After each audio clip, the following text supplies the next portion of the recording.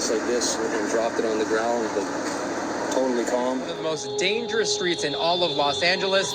And now... Oh! You took your father's life. Correct. In March of 2016, KTV reporter Alex Savage narrowly avoided death live on TV. He was standing beside a road doing a report when suddenly his cameraman's expression turns to one of pure shock as a car is coming right at them at high speed. It went off the tracks, and obviously it was a chaotic and confusing situation.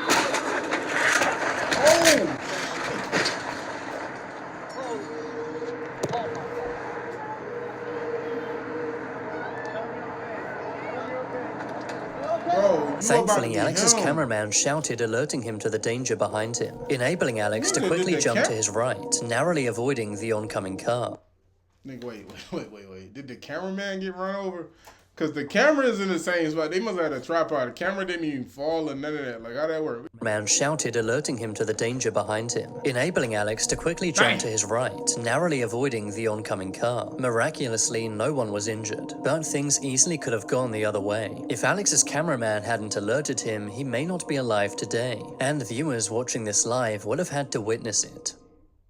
Franz and Teresa Kraus were a normal elderly couple, living in a suburb of Albany, New York. But sometime in mid-2017, the couple would inexplicably disappear. To make matters even stranger, no missing persons reports were ever filed, with friends and neighbors assuming the couple had simply up and left, perhaps moving to a different state, or maybe even out of the country. Neighbors would sometimes see Franz and Teresa's only son, Lorenz, at their home. He would maintain their yard and occasionally pick up their mail, eventually moving into his parents' house. He told his neighbors that his parents had moved to Germany, which seemed plausible as Franz and Teresa were German immigrants. Franz told me, well, we're going to go away, but we'll be back. 8 years went by since the couple's last sighting, without any investigation as to where they'd gone. But in June of 2025, the couple would finally be investigated, not by the police, but instead the Social Security Administration, who had noticed the couple had still been receiving Social Security payments, despite not having been seen or heard from for years. This prompted a welfare check at the couple's home. At the home, they found Lorenz, who told authorities the same thing he told everyone else, that his parents had moved to Germany years ago, and he was simply looking after their home. So why, wait, if they moved, right, why are they still cashing these checks? I mean, I'ma still cash my checks if y'all sending them bitches, though. I ain't gonna lie. But, yeah. That's the question. Police left, but at this point they were suspicious and decided to do a deeper investigation into the family home, which led police to obtain a warrant to search the couple's home. Soon the reality would begin to set in. Police realized they had been dealing with a long-term missing persons case, so decided to check the entire house and backyard for evidence. And what they found shook them to their core. Here's some of the video we shot from earlier today. 2 sets of human remains removed from the backyard of 6 Crestwood Court in Albany over the past 24 hours. In the couple's backyard, they found Franz and Teresa's bodies buried. The remains were years old, meaning police had no idea what had happened to the couple, or who had committed and covered up this evil crime. While the couple's son Lorenz was a suspect, he was not arrested, as his stories seemed to check out, and there was no real evidence of him committing any crime. Police continued investigating with no real leads. At the same time, CBS 6, the local news channel, would receive an email directly from Lorenz, saying that he wanted to come on air to talk about his parents' disappearance, presumably to raise awareness, and to help police find out who had ended his parents' lives. As this was a big story in the area, CBS 6 agreed, but nothing would prepare them for what would happen in the interview. That's what he wore? 2017, you took your father's life. Correct. And then moments later, or a short time later, you took your mother's life on that same day. Right. During the TV interview, Lorenz would admit to ending his parents' lives, doing so in an unsettling, detached way. There was suffocation, you suffocated them. You suffocated your parents. Yeah. What did you use to suffocate them? For my father, my hand, and for my mother, a rope. Lorenz seemed to think he could explain his way out of this, saying that his parents were getting old and frail, and he was simply putting them out of their misery, ending their lives out of love. They made it clear that they were going downhill. Lorenz even went so far as to say it's what his parents would have wanted. It's a bizarre and twisted way of thinking, and to be so brazen on a TV interview. Hey, baby man, listen. I want to live, bro. I want to let you know that right now. I want to live. I want to be here. If I'm old, I still want to be here, okay? Don't let your sisters or nobody take me out. I want to be here, dog. You know what I'm talking about? You know, you hear me? I want to be here. Don't ever think that, yo, this is what he would have wanted. Let me just, no, I want to be here. You know what I'm talking about? I still want to do stuff. What do you want to do stuff? Yeah, even when I'm old, I'm still want to do stuff. Like, just want you to know that, because he was crazy. He hurt his parents because he thought his parents didn't want to be here no more. But where did his parents go? They went to heaven. What? They went to heaven. Oh, what's that man? That's the man who did it. That's the man. Yeah, that's the man. But where's the son? He the son. He just old. His parents were old too. Huh? Yeah, he the son. Oh. You know, what are you doing? All right, whatever. We don't care. Shocked everyone watching. On top of all of this, Lorenz's motive was likely much more petty and sinister, as he had been cashing his parents' social security checks, That's what I'm taking the saying. money for 8 years as if they were still alive, Getting his meaning bread. that he likely just did this as a way to make money and to take over his parents' house. Moments after leaving the interview, Lorenz was arrested, and in Live September TV? 2025 was indicted on multiple charges. He has so far pleaded not guilty to all charges, but remains in custody without bail. As of 2026, the case is still ongoing, but if found guilty, Lorenz will be given a life sentence for the selfish and twisted murder of his parents that he might have gotten away with had he not continued cashing their social security checks. Idiots! It's incredibly disturbing how calm Lorenz is in the TV interview, making this one of the darkest TV moments of all time. Idiot. Stupid. Dummy. I don't know what else to call him. Like, he was dumb. And if that was the case, they should have wrote a suicide letter or something, man. They should have had like, yeah, I don't want to be here no more in that handwriting and in that handwriting. You know what I'm talking about? That nigga went on the news, said I did it. What is this? Crazy. I don't know what you're talking about.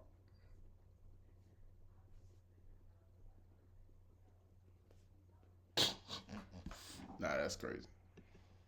On June 29, 2025, a group of friends were swimming in the Miriam River in Bacabal, Brazil. The teens were having a great time, diving into and playing in the water, until they noticed one of their friends, 13-year-old Raisa Fernandez, was nowhere to be seen. The group began calling her name and looking around, Raisa! assuming she'd simply walked off. But after a short while, the group would come to the terrible realization that Raisa was likely somewhere underwater. Before long, authorities and locals arrived at the river, but their attempts to find Raisa were hopeless. The next morning, Raisa had still not been found. By this point, various news teams had arrived on scene, documenting the search for the missing girl, including this reporter, Lenildo Frazão. During the report, Lenildo explained just how dangerous the Miriam River can be. I know my dog is not about to find the body live on TV. I know he's not about to find the body live. The river has many sudden drop-offs, meaning that one wrong step can put you in deep water. To demonstrate this, Lenildo went into the river with his microphone still in hand. You don't get paid enough for Justamente this. aqui, pessoal, nós vamos entrar agora na água aqui para mostrar para vocês o local. Olha, a gente já vê que aqui a água é muito forte, ó. E vai descendo, ó. Vixe, Maria, vai descendo aqui, viu? Ó. Lenildo waded deeper and deeper into the river, while explaining how dangerous it is to swim in the river. Então, pessoal, e ainda tem a correnteza. Olha, ó, passinho para frente, a água já está praticamente me cobrindo. He decided to go even further into the middle of the river, which is when suddenly something would make him stop. Eu andei pouquinho aqui, ó. A água já está acima do meu peito, para você ver a situação. Se eu andar um pouquinho aqui, deixa eu ver aqui. Ó, vou andar mais. Ó a fundura aqui, ó. Ui. Lenildo, you good? What happened? Lenildo yelled and jumped before staring into the murky waters and telling his cameraman, "I think there's something down here underwater." Lenildo quickly left the river before saying that what he had stepped on felt soft and saying that it felt like an arm. What Lenildo didn't realize was he had just found Raisa, as moments later authorities would retrace his steps and discover Raisa's body in the same place. Raisa had passed away from accidental drowning after unknowingly stepping into a deep water area, only to be discovered by a journalist reporting on her own disappearance in one of the darkest TV moments of all time.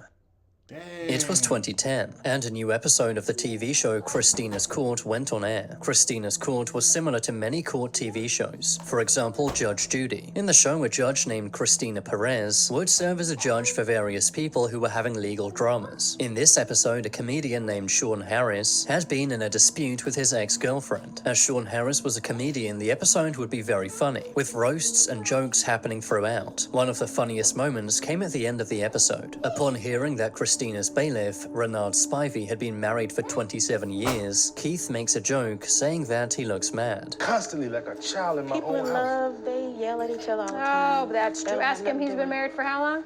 Over 20-something years. Over 20. Look at him though, he look mad. You don't look happy, brother. You don't look happy.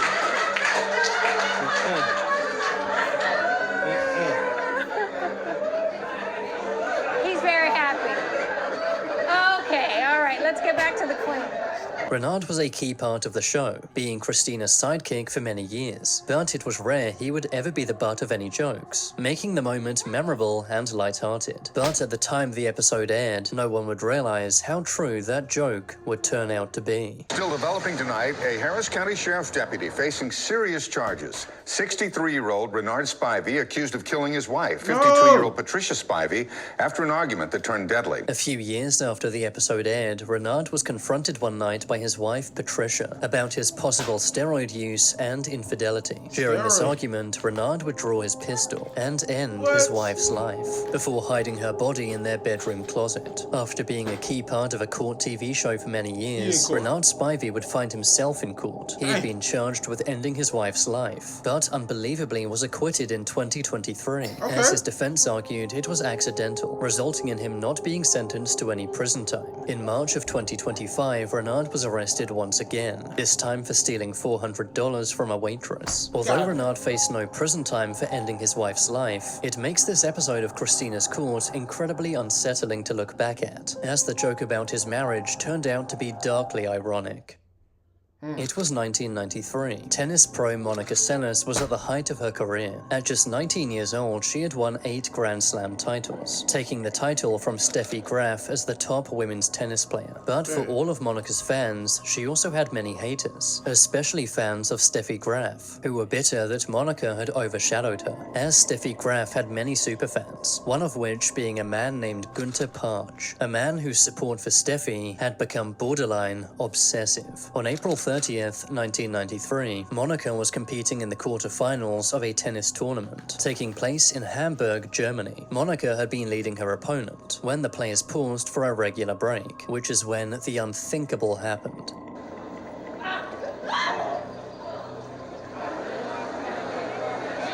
What happened?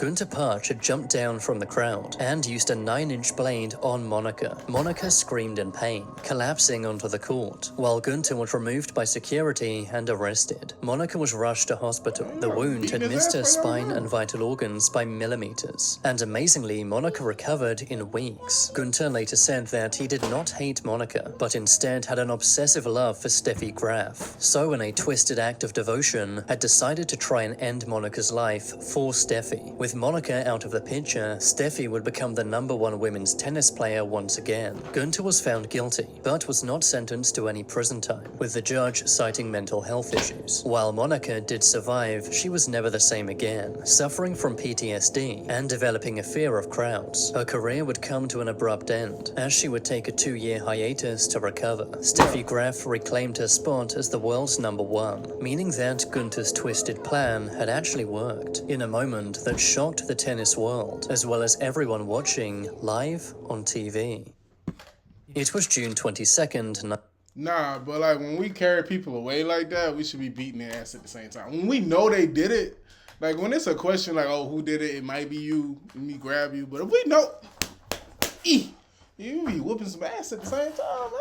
1994, Colombia was facing off against the United States in the 15th FIFA World Cup in California. For quite some time, the score remained 0-0 until something unexpected would take place. Colombian player Andres Escobar would score an own goal, causing the United States to win the match, resulting in Colombia's elimination from the World Cup. Andres' own goal was totally accidental, but in that moment, he had no idea that he had just signed his own death warrant. After the match, Andreas had the option to stay in the United States and spend time with his family, but instead he decided to face his country. So not wanting to hide, he went back to Colombia, knowing that his nation was disappointed and even angry with him, as many blamed Andres directly for Colombia's World Cup elimination. About a week after the match, on July 1st, Andres would meet some friends at the El Indio nightclub in Medellin. While inside, a group of men made fun of him for his mistake. Upset, Andres decided to leave, but the same group would follow him to his car, continuing to taunt him. Andres attempted to explain that it had been an honest mistake, but Andres did not realize who these men were until one of the men pulled out a firearm, shooting him 6 times. Andres was rushed to the hospital, but his life could not be saved. News of his murder quickly spread, with many stunned. How could an honest mistake during a football game cause a man to have his life taken? The man who took Andres' life was later identified as Humberto Castro Munoz, a hitman for the Henao cartel, with ties to notorious kingpin Pablo Escobar. Humberto was arrested the following night. Andres was targeted because his own goal had lost the cartel millions of dollars, as the cartel had extensive betting operations. Humberto was sentenced to 43 years, but was released after serving only 11 years. Despite his own goal, the entire country mourned Andres Escobar's passing, with millions attending his funeral. It's eerie watching his own goal back, knowing full well that this innocent mistake would end up costing him his life. It was July 30th, 2008. A Greyhound bus was going between Portage-la Prairie and Winnipeg, Canada. The passengers were quiet and sleepy. Among them was 22-year-old Tim McLean, who had his eyes closed and his headphones in, trying to get some rest on the long ride home. What Tim didn't know was he would never make it home. Sitting next to Tim was a man named Vincent Ling. He looked like any other passenger traveling alone, sitting out his seat, staring out of the window. About an hour into the journey, everyone on the bus heard something, a muffled yet blood-curdling scream. Some passengers froze, thinking they were dreaming, but when they turned around to look at where the scream was coming from, they realized they were living in a real-life nightmare. Vincent had pulled out a buck knife and had began using it on Tim, doing so on his chest, throat, and neck. Tim attempted to defend himself, but it was too late. Vincent continued using the blade on Tim, doing so in an eerily calm way. Just moments before Vincent's attack, Tim had been fast asleep, with the pair not even exchanging a single word. Upon seeing what was going on, the driver stopped the bus. All of the passengers and the driver ran off the bus, leaving just Vincent and Tim inside. The passengers called the police, who asked them to tell them what was happening on the bus at that moment. The driver had locked the door from the outside, so some passengers went up to the window to see what was going on in the bus, but nothing could prepare them for what they were about to see. Vincent had not only decapitated Tim, but was now cannibalizing him, doing so for absolutely no reason. Police arrived on the scene, but deemed it too dangerous to enter the bus, so hostage negotiators were brought in, while the other passengers were taken to a safe place. There is no hostage. Pull out the guns, bruh. This nigga's a demon.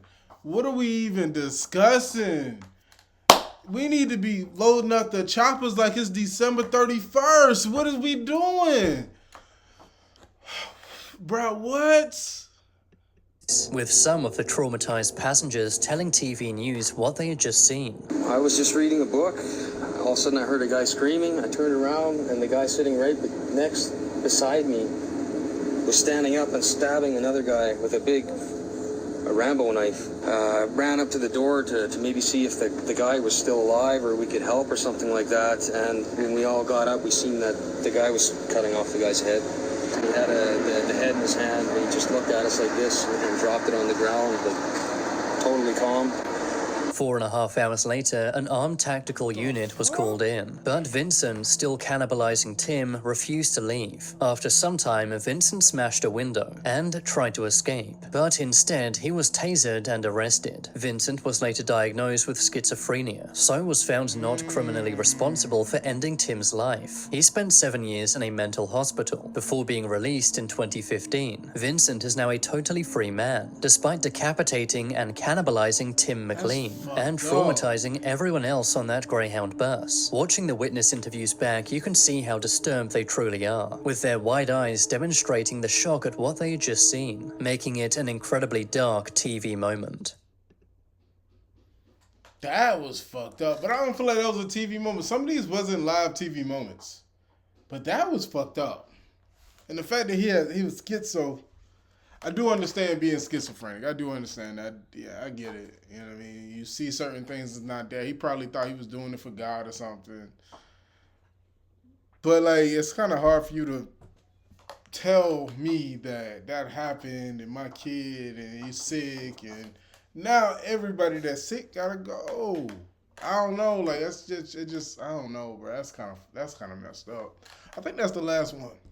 It was March 10th, 2022. A reporter is talking about how dangerous the street he's standing on is, when suddenly something behind him proves his point. You see Hoover Street here. Officials say it's one of the most dangerous streets in all of Los Angeles. And now... Oh!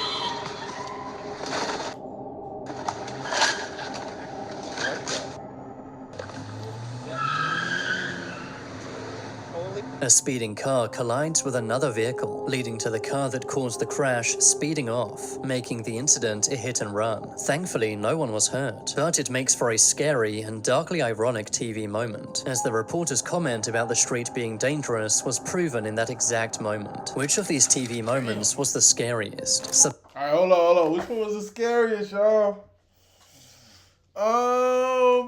It gotta be dude cutting the head off. Because my man finding the body wasn't scary. The car crash wasn't scary. The reporter about to get hit by the car wasn't scary. It had to be cutting the head off. That was freaky, man. That was different. That was different. I ain't gonna lie, that was different. Anyway, y'all, like, share, subscribe, hit that notification bell. Tell me what y'all felt like, which one was the best, the scariest, whatever. We be back with another one, man. Hope you're here to see it. We out. Play the music. We gone. 4 o'clock is out there and I'm trying to get some money. At 2 o'clock is out there and I'm trying to get some money. No, 3 o'clock in Poland and I'm trying to get some money. 4 o'clock in Weaving and I'm trying to get some money. 6 o'clock in Charleston and I'm trying to get some money.